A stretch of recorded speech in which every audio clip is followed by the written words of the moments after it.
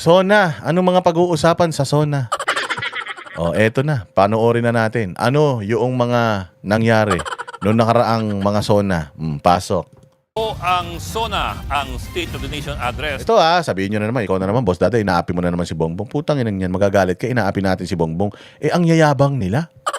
Ang yayabang ng mga yan. Hindi nga, inaapi rin tayo ng mga yan. Mas matindi pa pang-aapi ng mga yan sa atin kung murahin tayo ng mga content creator nila. Lintik, tapos sasabihin nila si Inday Bobo, si Robin Bobo, si Duterte Bobo. Lahat sa kanila Bobo. Pero ito si Bongbong magaling. Paano naging magaling yan? Kahit na walang sakit yan, kahit walang trangkaso yan, para may sakit Hindi ba? So, sa atin naman, sinisiraan mo na naman ba presidente natin? Hindi. Sisiraan mo pa ba yan, yung ganyan? Inaano lang natin, ine-expound lang natin yung mga napapansin natin tungkol sa kanya. Paano ba ipagtatanggol yung ganyan? Paano mo sasabihin magaling yan? Tangina, mas magaling pa sa kanya mag-English yung Prime Minister ng Malaysia. Yung presidente ng Vietnam. Yung Taiwan, yung presidente ng Taiwan. Mas magaling pa sa kanya mag-English, mas magaling pa sa kanya maipag-usap. 4 na taon na to sa serbisyo. Tatay nito, presidente 25 years. Mantangin mo sa 25 years sa presidente yung tatay nito, ang galing magsalita ng tatay nito, 2 oras, 3 oras. Parang vlogger yung tatay nito. Nagsasalita dire-diretsong English, walang kopyahan. Tapos puta, wala siya namana kahit isa. Alam mo, bukod tangi ang namana ni Bongbong. Isang bagay. Sa dami-dami ng trait ng tatay niya, sa isang bagay lang siyang mas magaling. Magnakaw. Oo. Yun lang. Yung talino ng tatay, galing ng tatay, utak ng tatay, lahat ng galing na meron ng tatay, putang ina niyan, tulog siya nung ipinamana. Gumising na lang siya nung ipinamana yung kung paano magnakaw. Yun lang. Wala siya ibang nakuha sa lahat ng leksyon nung tinuturuan siya ng kanyang ama. Bukod dun sa isa. Parang ako din nung nag-aaral ako, ang hilig ko pag recess na. Dun lang ako interesado pag recess. Ganon din siya. Tinuturo ng tatay niya kung paano maging magaling statesman, paano patakbuhin ng bayan, solusyonan ang problema ng mga Pilipino, magpapatayo tayo ng maraming ganito. Vision for the Philippines. Putang ina niyan. Walang laman, walang na-absorb ang gago. Tapos, nung sa dulo na, sabi niya, okay, sa kabila ng lahat ng yan, mga magagandang ginawa at gagawin natin para sa bayang Pilipinas, magnanakaw tayo konti. Magnanakaw tayo konti. Konti lang, konti lang. Siyempre, nagtrabaho ka para sa bayang Pilipinas, nakaw ka konti. Tangina niyan, yun na naintindihan niya yung nakaw. Yung nakaw lang, yung salitang konti, hindi na naman niya narinig. Magnanakaw ako, let's go. Tangina, let's go. Ngayon din, masusunod kamahalan. Diba? So ano ang kaalagaan ng SONA sa Lunes? Pasok. Ng Pangulong Marcos. Bakit po ito makahulugan? Isang taon na kasi mula nang gawin ng Pangulong Marcos ang kanyang talumpati tungkol po sa flood control scandal, ang binansagang mahiya naman kayo speech. Mahiya naman kayo. 2025, mahiya naman kayo. Putang ina. Parang sinabi niya na, yan lang ninakaw nyo, mahiya naman kayo. Damihan nyo pa. Hindi man tumigil yung pagnanakaw Hindi naman, wala naman nakulong Gumastos pa tayo ng 40 million dun sa ICI Di ba? 40 million daw yata yung budget nun, yung ICI. Ano naman nagawa ng ICI? Wala naman. Tayo na mahiya naman kayo. Nanggaling pa yung salitang mahiya naman kayo doon sa walang hiya. Mahiya naman kayo, ang konti pa ng ninakaw nyo, damihan pa natin. Yung 2027 budget, dagdagan pa natin ng mga 600 billion. Di ba wala tayong nagawa ng 2023, 2024, 2025, walang bagong ospital. Walang bagong infrastruktura, walang bagong mga tulay, walang bagong mga highway. Wala tayong nagawa. Magkano yung budget natin? Tinaas natin ng sobra-sobra, 3 trilyon yung itinaas natin. Dagdagan pa natin ng 600 billion para sa 2027. Mahiya naman kayo. Mahiya naman kayo, nagtira pa kayo. Ubusin natin lahat. Patay. Dito siniwalat ng Pangulo na bilyon-bilyon ang ninakaw sa mga depektibo at ghost flood control projects. at sa mga sumunod na araw, lalo Oy, grabe naman kayo. Sabi may project isang footbridge dyan sa may Quezon City. Putang ina yun, nagtaas ka ng 3 trilyon. Ang budget ng Pilipinas for the longest time, 4 trillion lang, 4 trillion. Yung kalahati ng 4 trillion na yon, kinuha sa ano natin, kinuha sa mga buwis. Yung kalahati, inutang natin. Tangina, dinoble niya. Yung budget na 4 trillion, ginawa niyang 7. Tapos ang nagawa, isang footbridge lang. Grabe naman kayo. Ilan ba elevator ng footbridge na yun? Iisa daw, di pa gumagana. Walang hiya na yan. naging mainit ang Pangulo sa issue ng flood control. Wala raw special treatment. Abangan daw at may mga mapapakulong na big fish bago ang Pasko ng 2025. Yun ang sinabi niya. Magiging hindi merry. Hindi magiging merry ang Christmas nyo. Huwag ginaya niya pa si Pangulong Duterte. Di ba si Pangulong Duterte meron siya nakaupo? Para sa mga kriminal. Para sa mga kriminal. Gusto ko lang sabihin sa inyo na ito na ang huling Merry Christmas nyo. Di ba? Ganun ang ginawa. Gumaya siya. Maraming makukulong. Hindi magiging merry ang Christmas. Putang ina niyan. Walang nakulong. Nasangkot sa flood control. Lahat ng nakulong, tangina mga kalaban nila sa politika. Walang hiya talaga, di ba? Isa pang binitawang pangako ng Pangulo, hindi raw ito pakitang tao, hindi raw ito optics. Anya, we file cases to put people in jail. Pero matapos ang isang taon, Sino na nakulong? sino-sino na po ang mga opisyal na nakasuhan at nakulong sa mga flood control project scam? Ang listahan po ng mga mataas na opisyal na nakulong ay maiksi pa rin po. Tangina, isang taon. Ito lang ang mga nakakulong. Tapos, katarantaduhan pa. Si Jinggoy Estrada, si Bong Revilla na inilaglag nila noong nakaraang eleksyon. Si Bunuan na leader ng sindikato sa DPWH na magiging state witness na. Si Henry Alcantara na sindikato, membro ng sindikato sa DPWH na magiging state witness na. Itong JP Mendoza at saka Bryce Hernandez, ito yung mga bagman nila. Ito yung mga hindi magiging state witness. Kasi nga, dito sa kaso na ito, kung sino yung least guilty, sila yung mastermind. Yung mga most guilty, DZ Domingo, salamat sa'yo, yung mga most guilty, mga bossing, nasa labas. Papaano magiging most guilty ang Jinggoy Estrada? Ang Bong Revilla? Nagre-release ba sila ng pera? Ang ginagawa lang naman ng Jinggoy Estrada at ng Bong Revilla, gumawa ng mga project. Let's say for example, meron talaga silang connection dito sa mga proyekto, mag-request ng project. Trabaho man nila yan. Trabaho ng lahat ng senador, mambabatas na mag-request ng proyekto. Ngayon, ang DPWH ang mamimili ng mga proyekto kung sino bang senador, congressman ang papaboran nila. Saan sila hihingi ng pera para pondohan ang proyekto ni Bong Revilla o ni Jinggoy Estrada? Sa Department of Budget and Management, DBM ang mag-i-issue ng pera sa kanila para gawin yung mga proyekto ng dalawang ito. Sino ang amo ng DBM? Makakapag-release ba ang DBM ng pera nang walang pirma ng presidente? Hindi. Therefore, ang nagre-release ng pera, presidente. Nire-release ng pera ng presidente ang pera papunta rito sa sindikato sa DPWH para gawing ghost project yung mga proyekto. Ganun. Paano mo masasabi si Jinggoy at si Bong Revilla ang mastermind? Well, di naman sila unang-una sa lahat pumirma ng budget. Di naman sila ang nag-allocate ng mga budget. Gumawa man lang sila ng mga project. Parang ako, senador ako, anong project ko? Gusto ko gumawa ng 10 basketball court dahil ako, ang advocacy ako, maging basketball player lahat ng Pilipino. So meron akong 10 basketball court. May pera ako para pampagawa ng basketball court? Wala, magre-request ako sa gobyerno. Pag inapprove ng gobyerno yung proyekto ko, popondohan na yan ng DBM at saka ng DPWH. Sa ribbon cutting, nandoon na ako. Proyekto ko yan eh. Di ba? So, paano naging most guilty itong mga to? Ba't nakakulong? Si Romualdez, hindi pa nakakulong. Si Saldico, hindi pa makakulong. Si Bongbong, ayan, uutal-utal pa dyan. May mansyon sa Bukawi, si Alcantara. Eksakto. Eksakto. Ito kasi ang mga sindikato talaga, DPWH. Di ba naikukwento ko na yun sa inyo, ng DPWH, silang sindikato, naghahanap yan ng mga congressman, senador, na sasabihin nila na, gusto mo, yung project mo yung unahin ko, commission mo ko. Bigyan mo commission. Oh, ganun ang style dyan.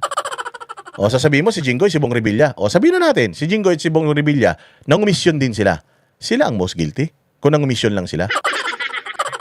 Ang guilty dito, yung nag-ano sa kanila, yung itong mga taga DPWH na nilansi sila. Hoy, kunin ko yung project mo, komisyon. Tapos hingin natin yung pera sa DBM, hingin natin doon sa Malacanang. So, ang most guilty, nandoon sa matataas na mga posisyon. Congress, Senate President, yang Malacanang, yan yun. Hindi ito mga to. Si Jinggoy Estrada kinasuhan muli ng plunder. Siya pa lang ang pinakamataas na opisyal na hinuli. Si dating Senador Bong Revilla, kalaboso din. Si dating Public Works Secretary Manuel Bonoan, kinasuhan din pero mukhang gagawing state witness. Yung iba, puro mga mid-level officials ng DPWH. Si dating District Engineer Henry Alcantara, si Bryce Hernandez, at si JP Mendoza. Isa pang kinasuhan pero nagtatago abroad, si dating Appropriations Committee Chairman Zaldico. Hindi umuusad ang kanyang kaso dahil nga wala po siya dito sa bansa. Pero sila lang ba? Si Senator Chis Escudero at Joel Villanueva hanggang ngayon pending pa rin. Naunang lumabas ang pangalan nito ni Joel Villanueva. Pero si Joel Villanueva nagbabasketball pa. Lumabas talaga yung pangalan na. Alam nyo ba si Jinggoy, doon mismo sa hearing ng Senado, kinlear siya nung mismong taga DPWH. Si Alcantara mismo, kinlear si Jinggoy, pero si Jinggoy nakakulong.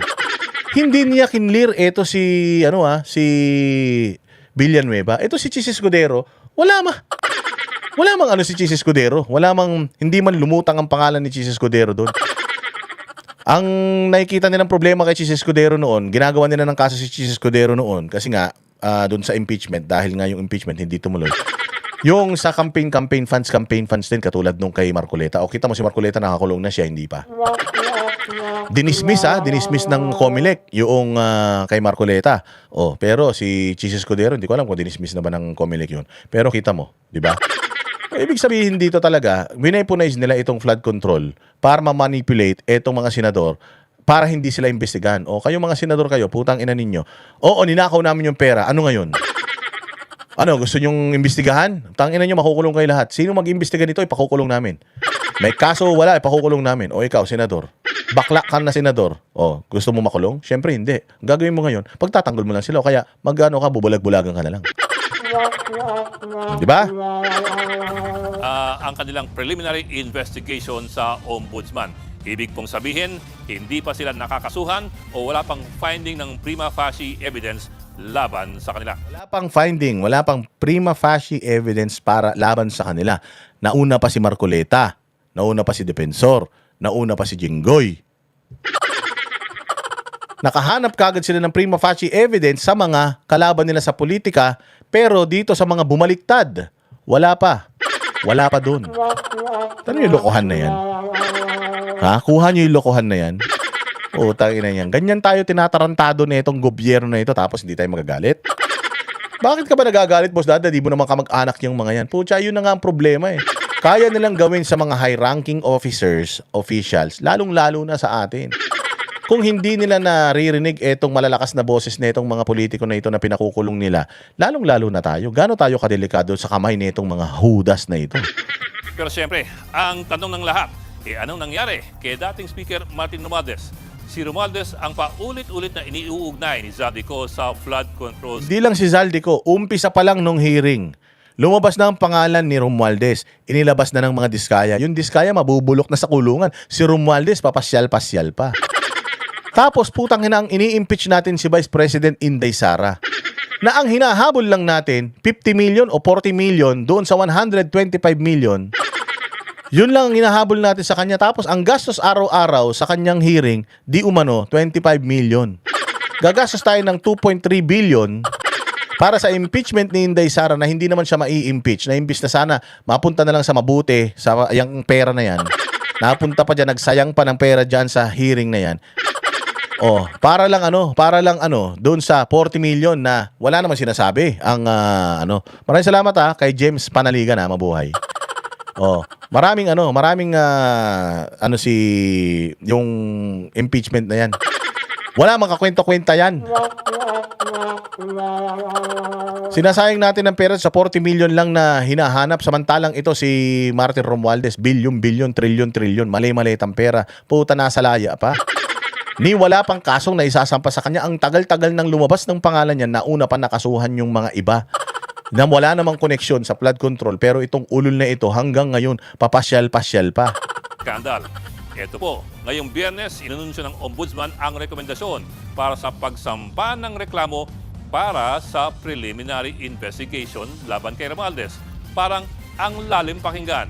Pero kung pag-aaralan mo po talaga ang ibig sabihin niyan, halos hindi po umusad ang kanyang kaso. Ang ibig sabihin lang po niyan, merong rekomendasyon ang mga investigador ng Ombudsman na Kita mo kung gaano katarantado ito si Boying Remulla. May special panel of investigator ipinadala sa preliminary investigation sa Ombudsman. Kumbaga, galing sa isang kwarto sa loob ng Ombudsman, nilipat lang sa kabilang kwarto. Hanggang ngayon, hinahanapan pa ng probable cause. Putang ina niyan. Ang tagal-tagal na niyan, hanggang ngayon nasa probable cause pa din. Ang bilis na ipakulong si Jinggoy. Nahanapan kagad ng probable cause si Jinggoy. Nahanapan kagad ng probable cause eto si Bong Revilla. Nahanapan kagad ng probable cause etong si Marcoleta. Hanggang ngayon wala pa ring probable cause kay Martin Romualdez. Kahit grade 1 maiintindihan na si Saldico ang boss niyan, yung Speaker of the House, at yung Speaker of the House putang ina pinsan ng presidente yan. Kahit grade 1 maiintindihan yan. Hindi mo kailangan maging expert sa paksilika. Hindi mo kailangan maging eksperto sa rocket science. Hindi mo kailangan maging scientifico para maintindihan mo yung yung sindikato na yan. Tapos ngayon sila nasa laya pa. Humanda talaga kayo kapag presidente na si Inday Sara at pag vice president na si Robin Padilla. Humanda kayo talaga, putang ina, magtago na kayo sa mga tumbong ng mga nanay ninyo, sa mga matres ng mga nanay ninyo. Dahil sigurado putang ina niyan, ubos kayo talaga lahat dito. Simula ng preliminary investigation ang mismong Ombudsman laban kay Romualdez para sa kasong plunder. Bagamat mabigat pakinggan, internal lamang po yan sa Ombudsman. Wala pa sa Sandigan Bayan. Mula sa isang grupo ng mga investigador, papuntang ibang grupo ng mga investigador sa parehong organisasyon. So sinasabi, walang kakwenta-kwenta yung pagkilos ng kaso ni Martin Romualdez. From sets of investigators to another set of investigator to determining of probable cause. So wala pa sa Sandigan Bayan. Ibig sabihin, hindi pa siya nakakasuhan, iniimbestigahan pa lang hanggang ngayon. Iniimbestigahan nyo pa rin. Bali, ang gagawin ngayon, aalamin pa lamang kung sapat na ba ang ebidensya para magsampa ng totoong reklamo sa Sandigan Bayan. Magalamang pakinggan ang press release ng Ombudsman sa simpleng paliwanag para ngayon pa lamang isasalang sa piskal ang kaso laban kay Romualdez. Walang kwenta. Ngayon pa lang isasalang sa piskal ang kaso laban kay Romualdez. Kami ang boses ng masa, hindi natatakot. Katotohanan lang, di kami nalulunod. Walang bahid ng sismis, lahat ay totoo. Kahit sino ka pa, pag mali ka babanatan ka. Walang pinipiling kulay, wala kaming kinikilingan. Basta para sa bayan, kami lalaban. Pagdama palapakan, pag mali banatan, di matitinag, di matatakot. Para sa bayan, tuloy ang sigaw. Sa harap ng kamera, walang halong takot. Mga baluktot, lahat kayo'y tutumba. Ang hustisya at totoo, yun lang ang mahal.